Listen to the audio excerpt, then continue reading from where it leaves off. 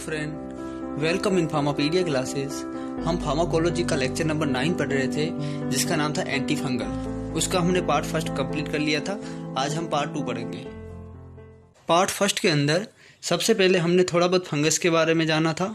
फिर हमने फंगस के ड्रग का क्लासिफिकेशन देखा था। उसमें सबसे पहली जो क्लास थी वो थी एंटीबायोटिक, उसमें पॉलिन, और दूसरी क्लास थी बेंजोफ्यूरन। पॉलिन के अंदर एम्फोटेरिसिन बी थी और नियास्टेटिन थी, और बेंजोफ्यूरन के अंदर ग्रीशोफ्लोविन थी।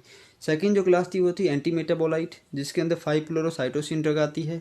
तीसरी जो क्लास थी जिसका नाम था एजोल, तो एजोल के अंदर इमिडाजोल डेरिवेटिव और ट्राइजोल डेरिवेटिव ड्रग थी। इमिडाजोल के अंदर कोट्रिमॉक्सोजोल, इकोनाजोल, कीटोकोनाजोल ड्रग आती है, और ट्राइजोल के अंदर फ्लूकोनाजोल, इट्रोकोनाजोल और मिकोनाजोल आती है। इसके बाद नेक्स्ट जो क्लास थी उसका नाम था एलाइल अमाइंस था, उसके अंदर टर्बिनाफिन ड्रग थी। और इसके बाद जो लास्ट ड्रग क्लास थी उसका नाम था अदर टॉपिकल एजेंट, जिसके अंदर बेंजोइक एसिड आता है और सोडियम थायोसल्फेट आता है। उसके बाद हमने पॉलिन के बारे में अच्छे से पढ़ा था। उसमें हमने एम्फोटेरिसिन बी का मैकेनिज्म ऑफ एक्शन देखा था और उसके साइड इफ़ेक्ट और उसके यूज़ देखे थे।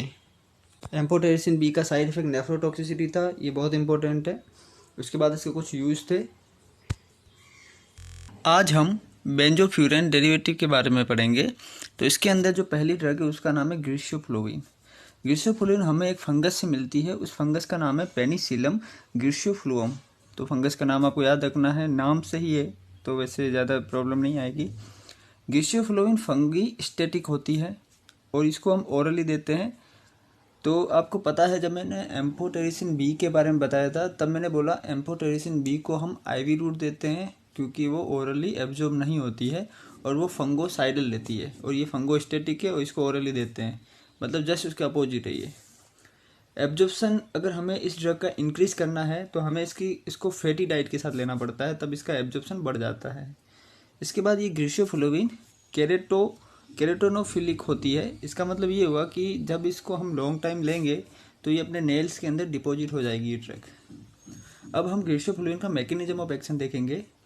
तो ये ट्यूबुलिन से बाइंड होगी और ट्यूबुलिन से जैसे बाइंड हो जाएगी फिर ये इनहिबिट करेगी मायोटिक स्पिंडल फॉर्मेशन को। जैसे मायोटिक स्पिंडल फॉर्मेशन इनहिबिट हो जाएंगे, जिससे जो सेल का जो सेपरेशन होता है, डॉटर सेल बनती है एक सेल से, वो डिवीजन रुक जाएगा। तो फाइनली ये सेल डिवीजन को रोक रही है। ये मैकेनिज्म आपको याद रहे तो ठीक है, वरना आप सिंपल याद रखना एम फेज को अरेस्ट कर लेगी, जो मायोटिक फेज है उसको क्या कर लेगी, अरेस्ट कर लेगी। इतना ही इसका मैकेनिज्म ऑफ एक्शन आपको याद रखना है। अब हम ग्रीशोफ्लोविन के एडवर्स इफेक्ट के बारे में पढ़ेंगे। तो ग्रीशोफ्लोविन का जो पहला जो एडवर्स इफेक्ट है वो है अल्कोहल इंटॉलरेंस। तो जब भी हम ये ड्रग लेंगे तब हम अल्कोहल को अवॉइड करेंगे 72 आवर तक, वरना हमें अल्कोहल इंटॉलरेंस हो सकता है। मतलब अल्कोहल के साथ ये रिएक्शन कर लेती है ये ड्रग, जिसकी वजह से हमें वोमिटिंग, नोजिया, हेडेक ये सब हो जाता है।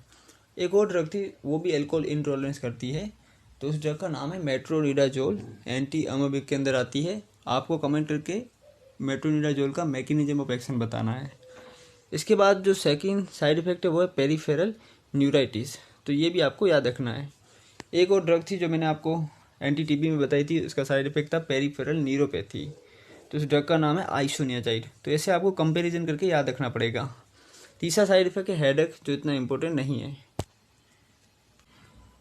हमने फाइनली एंटीबायोटिक वाली क्लास पढ़ ली। इसके अंदर हमने पॉलिन में एम्फोटेरिसिन बी को अच्छे से पढ़ा और बेंजोफ्यूरन में हमने ग्रीशोफ्लोविन को अच्छे से पढ़ा।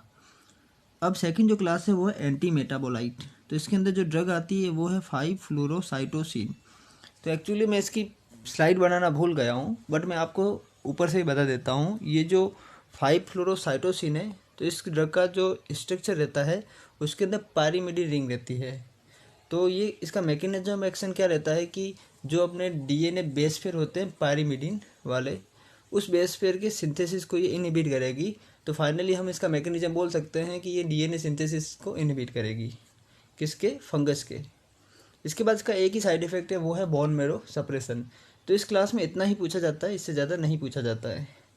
अब हम पढ़ेंगे एजोल क्लास के बारे में।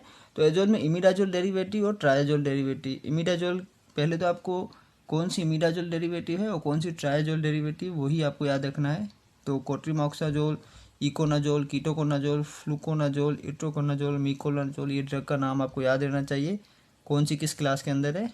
अब हम एजोल्स के बारे में अच्छे से पढ़ेंगे। तो सबसे पहले हम इसका मैकेनिज्म ऑफ एक्शन देखेंगे। तो फंगस के अंदर सिक्वेलिन होता है, तो यहाँ पे थोड़ी स्पेलिंग गलती है। तो ये जो सिक्वेलिन है ये कन्वर्ट होता है लेनोस्टिरोल के अंदर। तो ये जो कन्वर्जन होता है वो किस एंजाइम की वजह से होता है, वो है सिक्वेलिन इपोक्सीडेज।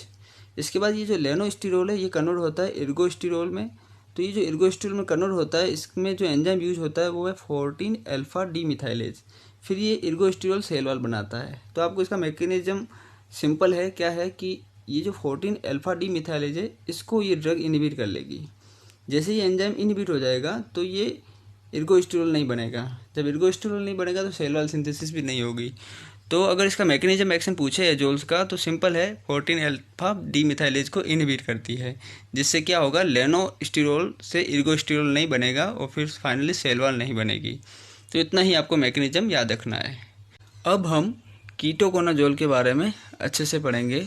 तो ये जो कीटोकोनाजोल ड्रग है ये इमिडाजोल डेरिवेटिव है और इसको हम जनरली यूज़ नहीं करते। जब सीवियर इन्फेक्शन रहता है फंगस का, उसी केस में हम कीटोकोनाजोल को यूज़ करते हैं।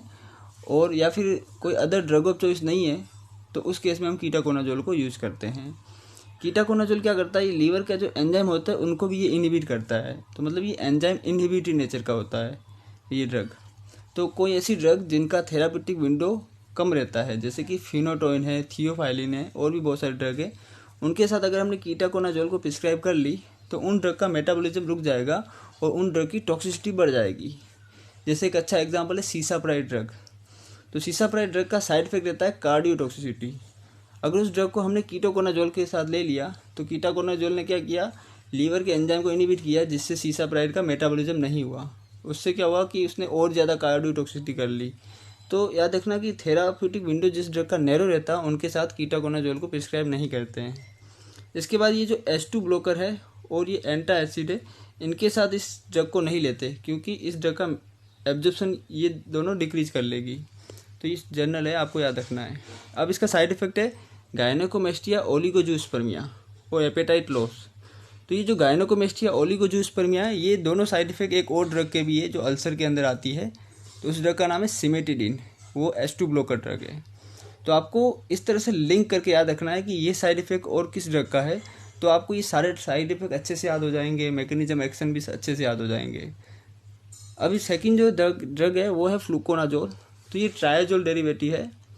तो इसका जो एब्जॉर्प्शन है वो ओरल एब्जॉर्प्शन मैक्सिमम रहता है और बायो अवेलेबिलिटी भी अच्छी रहती है इस ड्रग की। और इसकी T-half 25 to 30 है, मतलब ज़्यादा टाइप T-half है इसका लॉन्ग टर्म एक्शन रहता है। वैसे हर किसी ड्रग का अपने को याद नहीं रखना है किसकी बायोबिलिटी अच्छी है, T-half किसका अच्छा है, ऐसे जनरली हमें याद नहीं रखना है। पर जो मोस्ट इंपॉर्टेंट ड्रग है जिनके बारे में एग्जाम में पूछा जाता है वो मैं आपको बता दूंगा। इसके बाद जो नेक्स्ट ड्रग है वो है कोट्रिमाजोल। तो ये जो कोट्रिमाजोल है ये ड्रग आपने देखी होगी कि ये ज़्यादातर जो टॉपिकल क्रीम आती है फंगस वाली क्रीम उसमें ही ये यूज़ की जाती है। तो इसको टॉपिकली हम ज़्यादा यूज़ करते हैं। तो हम जब इसको टॉपिकली यूज़ करेंगे तो इसका साइड इफेक्ट क्या होगा, लोकल इरिटेशन, जहाँ पे हम इसको अप्लाई करेंगे वहाँ पे ये इरिटेशन करती है या फिर बर्निंग सेंसेशन देती है। तो ये सब इसके साइड इफेक्ट है। इतना ही आपको एजोल में याद रखना है। और भी एजोल के अंदर ड्रग है तो सबका मैकेनिज्म एक्शन सेम है और जनरली क्वेश्चन नहीं आता हर किसी के ऊपर। कीटोकोनाजोल के ऊपर आता है, वो कोट्रिमाजोल के ऊपर आता है, इसलिए मैंने बता दिया है। तो हमने फाइनली एंटीबायोटिक पढ़ ली। उसमें हमने पोलिन क्लास को अच्छे से पढ़ा, बेंजोफ्यूरन को पढ़ा, फिर हमने एंटी मेटाबोलाइट के बारे में अच्छे से पढ़ा। फिर उसके बाद हमने एजोल में इमिडाजोल और ट्राइजोल डेरिवेटिव ड्रग के बारे में पढ़ा, मैकेनिज्म एक्शन पढ़ा, साइड इफेक्ट पढ़े। अब हम अपनी जो नेक्स्ट क्लास है जिसको बोलते हैं एलाइल अमाइंस, तो इसके बारे में पढ़ेंगे। इसके अंदर एक ही ड्रग आती है वो है टर्बिनाफिन। तो सबसे पहले हम टर्बिनाफिन का मैकेनिज्म एक्शन देखेंगे।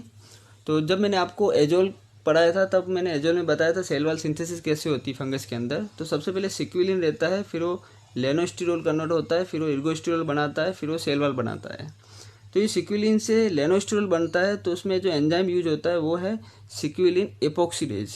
तो ये जो टर्बिनाफिन है वो इसी एंजाइम को इनहिबिट करेगी, जिससे सिक्विलिन से लेनोस्टिरोल नहीं बनेगा, फिर आगे इर्गोस्टिरोल नहीं बनेगा, फिर सेल वॉल सिंथेसिस नहीं होगी। तो इनडायरेक्टली सेल वॉल सिंथेसिस को ही इनहिबिट कर रहा है। तो एजोल क्या करता है, एजोल तो 14 अल्फा डी मिथाइलेज को इनहिबिट करेगा और ये टर्बिनाफिन सिक्वेलिन इपोक्सीडेज को इनहिबिट करेगा। तो ज़रा सोच के बताना, इन दोनों ड्रग को एक साथ प्रिस्क्राइब कर सकते हैं? अब ये जो टर्बिनाफिन है, इसको हम ओरली भी लेते हैं और टॉपिकली भी अप्लाई करते हैं। ज़्यादातर हम इसको डर्मेटोफाइटिस और कैनिडियासिस के इन्फेक्शन में ही यूज करते हैं। इस ड्रग का फर्स्ट पास मेटाबॉलिज्म होता है। तो फर्स्ट पास मेटाबॉलिज्म किसको बोलते हैं? कोई ड्रग लीवर तक पहुंचने से पहले ही मेटाबॉलिज्म हो जाती है किसी ड्रग का, उसी को हम फर्स्ट पास मेटाबॉलिज्म बोलते हैं। वैसे हम बायोफार्मास्यूटिक्स में अच्छे से पढ़ेंगे, अभी जैसे आप थोड़ा आइडिया ले लो। ये हाईली लाइपोफिलिक ड्रग रहती है, इसीलिए बॉडी पूरे में डिस्ट्रीब्यूट अच्छे से हो जाती है। साइड इफेक्ट इसका रहता है रेसेस से, टेस्ट डिस्टर्बेंस। तो एक और ड्रग है जिसका भी साइड इफेक्ट टेस्ट डिस्टर्बेंस रहता है, तो उस ड्रग का नाम है मेट्रोनिडाजोल, जिसमें मेटेलिक टेस्ट आ जाता है। तो ऐसे आप कंपैरिजन करके पढ़ना। ये भी एंजाइम इंड्यूसर होती है और ये हेमेटोलॉजिकल डिसऑर्डर भी कोज करती है। तो इतना ही आपको टर्बिनाफिन के बारे में याद रखना है। अब हम पढ़ेंगे अदर्स जो ड्रग है, तो इनके आपको नाम ही याद रखने हैं, ज़्यादा इनके बारे में पूछा नहीं जाता है। जैसे कि पहली ड्रग है टोलनाफेटेड, तो ये सिंथेटिक थायोकार्बामेट डेरिवेटिव ड्रग है। तो इसका नाम याद रखना है कि फंगस इन्फेक्शन में यूज की जाती है। इसके बाद जो नेक्स्ट है वो है अंडीसाइलेनिक एसिड, तो ये अनसेचुरेट फैटी एसिड है, तो ये भी फंगस इन्फेक्शन में यूज की जाती है। इसके बाद बेंजोइक एसिड है, तो अब ना तो इनके मैकेनिज्म पूछते हैं ना इनके बारे में ज़्यादा पूछते हैं, आपको बस आइडिया रहना चाहिए। जैसे कि ये बेंजोइक एसिड है, ये क्या करेगी? फंगस के सराउंडिंग एसिडिक मीडिया कोज करेगी, एसिडिक इन्वायरमेंट कोज करेगी, जिससे फंगस ईजीली ग्रो नहीं हो पाएगी। सो फाइनली हमने फंगस के बारे में अच्छे से पढ़ लिया, सारी क्लास को पढ़ा और ज़्यादातर क्वेश्चंस जो मैंने आपको बताया उन्हीं में से आते हैं। हम एक दिन जीपेट के जो प्रीवियस क्वेश्चंस है फार्माकोलॉजी के वो सोल्व करेंगे। तो अभी कुछ और टॉपिक्स हो जाएं, उसके बाद मैं पेपर आपको सोल्व कराऊंगा, फिर मैं आपको बताऊंगा किस तरह से क्वेश्चन सोल्व किए जाते हैं। आप मेरा वीडियो देखते रहो, शेयर करो, सब्सक्राइब करो। Thank you.